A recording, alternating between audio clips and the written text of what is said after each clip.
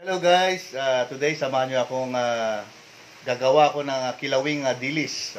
Samahan nyo ako guys. Okay, bye!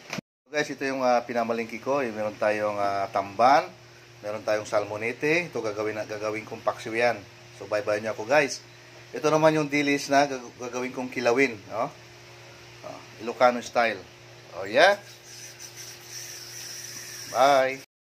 Ito to guys, natanggalan ko na siya ng ulot, bituka. So, i-press natin yan. Tatanggalin natin yung tinik. Ito ay dilis na malalaki. Gagawin natin kilawin. Ito, okay na siya. Press mo siya. Meron niya siyang tinik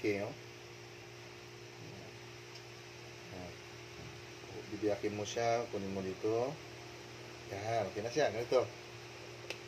Ganito guys ang magiging itsura niya. Yan, ganyan na. Okay. Bye. So guys, ito na, hinalo ko na yung sibuyas, luya at sili at paminta.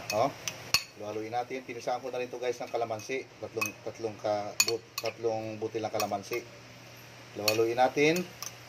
Timplado na yan. Ipipisahan natin ulit ng another kalamansi. Para lalong mas masarap